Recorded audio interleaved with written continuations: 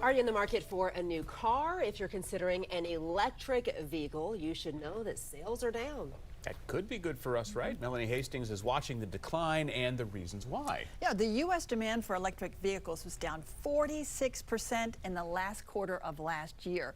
About half, right? And that's after a record-breaking third quarter. So what happened? Well, I mean, the biggest thing was the fact that the tax incentives, or excuse me, the tax credit ended. Those $7,500 tax credits expired at the end of September last year.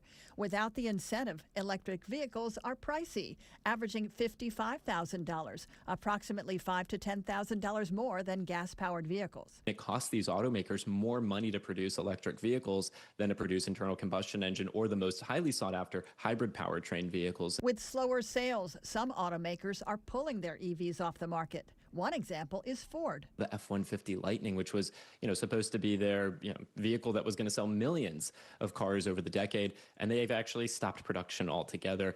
Many buyers are turning to hybrids, which saw increased sales last quarter. Despite the market shift, 94% of current EV owners say they still plan to buy another electric vehicle, suggesting long-term demand remains.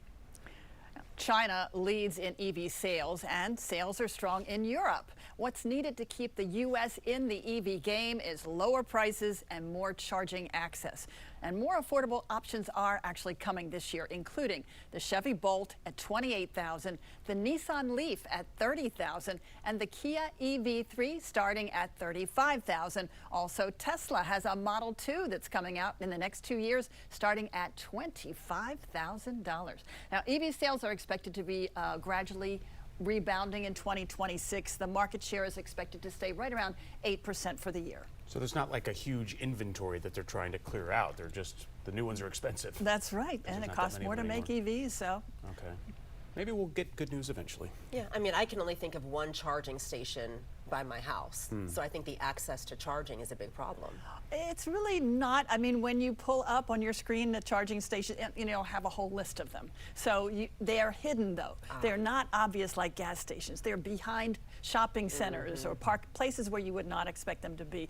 And, that is one thing that the charging stations is, people worry about that. Am I going to lose charge, and where am I going to charge up? Right. Yeah. Range anxiety. It's a real thing. All right. Thanks, Bill.